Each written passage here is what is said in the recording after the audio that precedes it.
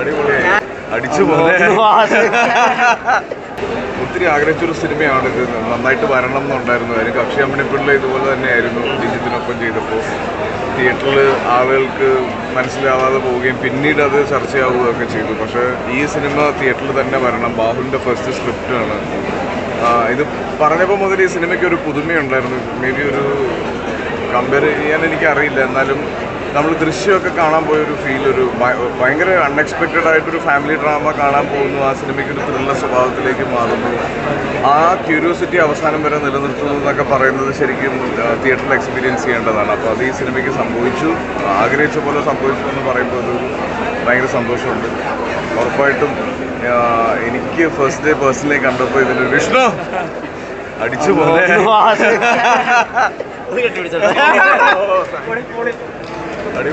ഞാൻ അസിന്റെ കരയുന്നത് എത്രയോ വട്ടം കണ്ടിരിക്കുന്നു. ഇത് വേറെയാണ്, ഇത് ട്രൂലി വേറെയാണ്. ഞാനിപ്പോൾ അർജുൻ ബ്രോയോട് പറയായിരുന്നു, നമ്മുടെ ഈ സ്പാനിഷ് കൊറിയൻ പടമൊക്കെ നെറ്റ്ഫ്ലിക്സിലാകുമ്പോൾ നമ്മൾ വിചാരിക്കുക എന്താ നമുക്ക് ഇങ്ങനെ ഒരു സാധനം. Truly international പൊടിച്ചടിച്ചു.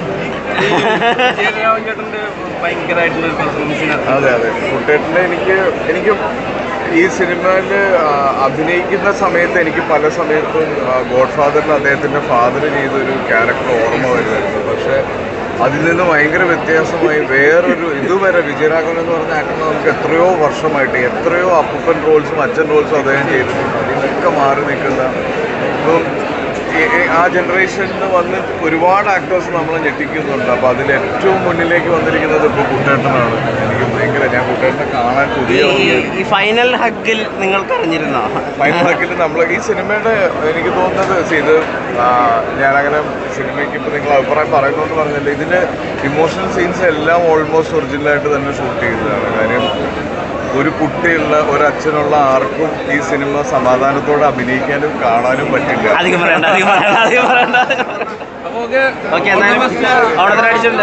അപ്പൊ ഹാപ്പി ആണ്.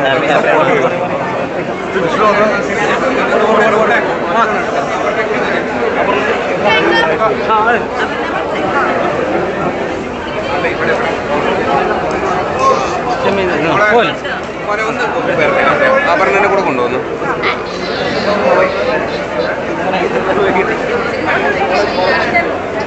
കണ്ണു നോക്കി, അതായത് എനിക്ക് തോന്നുന്നു ആകാശദൂതും അങ്ങനെയുള്ള ദൃശ്യവും ഒക്കെ കണ്ടിട്ട് നമ്മൾ തിയേറ്ററിൽ നിന്ന് ഇറങ്ങി വരുമ്പോൾ നമുക്കുണ്ടാകുന്ന ഒരു ഫീലില്ലേ സംസാരിക്കാൻ പോലും പറ്റില്ല. അതായത് ഒരു ലാസ്റ്റ് ഒരു 30 minutes of great Asif Ali and great വിജയരാഘവനാണ്.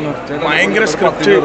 എനിക്കൊന്ന് ഓണം ബമ്പർ അങ്ങനെ പറയാൻ പറ്റും. ഭയങ്കര ഫിലിം. ഒരു സിനിമ കണ്ടിട്ട് എന്താ പറയണ്ടേ, ഒരു ഫുൾ ഓണം സദ്യ കഴിച്ച ഫീലാണ്. ഭയങ്കര ആസിഫ് അലി എന്നൊരു സുഹൃത്തിനെ എനിക്കുള്ളതുകൊണ്ട് I feel so proud today.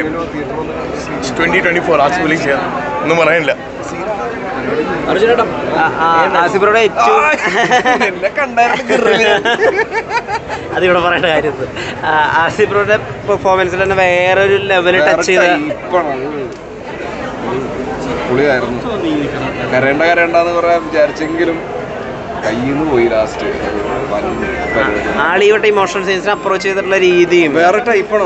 നമുക്കറിയാലോ ഇപ്പൊ നമ്മൾ കരയുമ്പോ ഇങ്ങനെ എനിക്ക് അറിയണത്. പക്ഷെ ഇപ്പൊ നമുക്ക് ജഡ്ജ് ചെയ്യാൻ പറ്റില്ല. ഏത് രീതിക്കാണ്, ഏത് പരിപാടിയാണ് ഇപ്പൊ പിടിച്ചേക്കണത്. നല്ല ഹാപ്പിയാണ്. അല്ല, നമ്മൾ ഈ നെറ്റ്ഫ്ലിക്സിലൊക്കെ ചില പടങ്ങൾ കാണുമല്ലോ, ചില കൊറിയൻ സ്പാനിഷ് പടങ്ങളൊക്കെ, അതുപോലത്തെ ഒരു സാധനമല്ലേ, ഒരു ഇന്റർനാഷണൽ സാധനമല്ലേ പടത്തിന്. മൊത്തത്തിൽ മേക്കിംഗ് വൈസ് ആയാലും ഇതിന്റെ ബാക്ക്ഗ്രൗണ്ട് സ്കോർ ആയാലും സിനിമാറ്റോഗ്രാഫി എല്ലാം വന്നൊരു നമ്മൾ സത്യം പറഞ്ഞ കണ്ടന്റ് വൈസ് നോക്കുകയാണെങ്കിൽ വേറെ ലീഗ് പരിപാടിയാണ്. പക്ഷെ നമ്മളത് ഇരുത്തി നമ്മളത് ലോക്ക് ചെയ്ത് ഫുൾ ട്രാവൽ ചെയ്യിപ്പിക്കുന്നുണ്ട്. അപ്പൊ അതൊരു കുട്ടേട്ടനെപ്പടി പറയാൻ പറ്റുള്ളത്. അവസാനത്തെ ആ ഒരു സംസാരവും പരിപാടിയും നമ്മളെ ആ പോയിന്റ് വരെ കരുതി നിന്നെന്ന് വെച്ചാൽ, പക്ഷെ അവിടെ നിന്ന് പിന്നെയും നമ്മുടെ ഫുള്ളോടാണ്. ഭയങ്കര അപ്ലിഫ്റ്റിംഗ് ആണ് പരിപാടി. ഭയങ്കര മൂടാണ്.